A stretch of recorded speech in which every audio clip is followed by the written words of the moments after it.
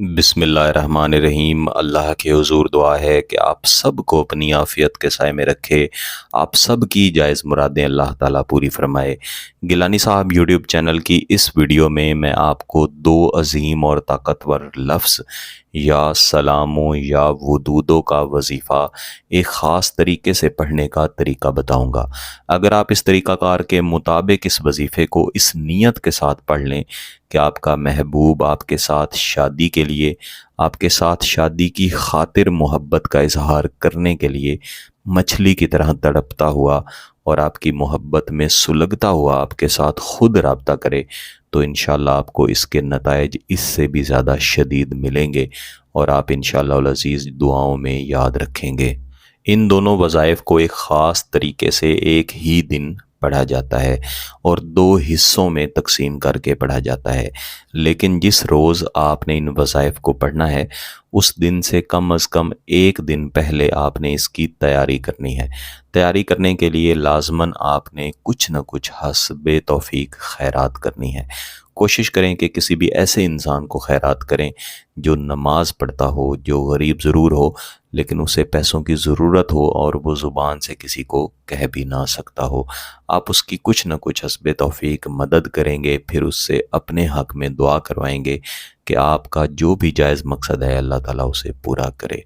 पहले दिन इसको मुकम्मल कर लेने के बाद अगले दिन आप इस वजीफ़े को पढ़ेंगे। इसे किसी भी दिन पढ़ सकते हैं लेकिन पाकी की हालत में पढ़ना ज़रूरी है। तो जिस रोज़ आपने ये वजीफ़ा पढ़ना है उस दिन फजर की नमाज के बाद आप इसका पहला हिस्सा यानी या सलामों ख़ास तरीक़ा के मुताबिक पढ़ेंगे और उसी रोज़ इशा की नमाज के बाद आप इसका दूसरा हिस्सा या वुदूदो पढ़ेंगे। इस रोज़ जब आप पहला हिस्सा पढ़ेंगे या दूसरा हिस्सा पढ़ेंगे, दोनों औकात में आपका पाक होना और बावुज़ू होना ज़रूरी है। बेहतर है कि दोनों हिस्सों को मुकम्मल करने के बाद आप फिर से हस्बे तौफ़ीक कुछ न कुछ खैरात ज़रूर करें। जो हिस्सा आप फजर की नमाज के बाद पढ़ेंगे उसकी खैरात तो आप उसी दिन कर सकते हैं जिस दिन आपने ये वजीफ़ा पढ़ा है, लेकिन जो हिस्सा आप इशा की नमाज के बाद पढ़ेंगे उसकी खैरात आप अगले दिन भी कर सकते हैं, लेकिन अगले दिन से ज़्यादा लेट आप इसको ना करें। ये वजीफ़ा बेहतर है कि मस्जिद में बैठ के किया जाए, यानी जब आपने फ़जर की नमाज़ पढ़ ली उसके बाद आप मस्जिद में ही बैठे रहें। फ़जर का वजीफ़ा अगर मस्जिद में ही करेंगे तो इंशाअल्लाह ज़्यादा असरात मिलेंगे, लेकिन अगर आप मस्जिद में नहीं बैठ सकते, बिलखुसूस बहनें अगर मस्जिद में नहीं बैठ सकती, तो फिर आप घर में ही किसी भी खामोश जगह पे बैठ सकते हैं। मस्जिद के अलावा अगर किसी जगह पे बैठें और आपके पास आपके महबूब की तस्वीर भी मौजूद हो फिर तो बहुत अच्छी बात है, तस्वीर को भी अपने सामने रख लें या फिर वैसे ही अपने महबूब का बेहतरीन तसव्वुर कर लें कि आपकी मोहब्बत में इस तरह तड़पे जैसे मछली पानी के बगैर तड़पती है। जब तक आपसे रब्ता ना कर ले, मोहब्बत का इजहार ना कर ले, वो ऐसे ही तड़पता रहे या तड़पती रहे।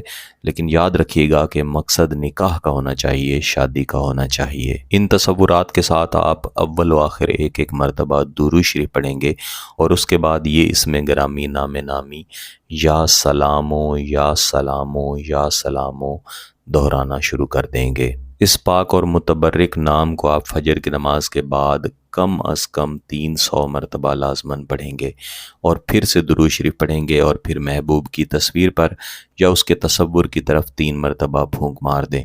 फिर हाथ उठा के अल्लाह के हुजूर अपने जायज़ मकसद की तकमील के लिए दुआ भी करें।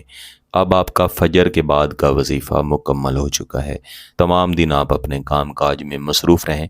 जब आप इशा की नमाज़ पढ़ लें तो उसके बाद इसी तरीक़ाकार के मुताबिक आप दूसरा वजीफ़ा या वुदूदो इसी तरह 300 मरतबा अव्वल व आखिर एक एक मरतबा दुरूद शरीफ के साथ पढ़ के महबूब की तस्वीर पर या फिर उसके तसव्वुर की तरफ दम कर देंगे।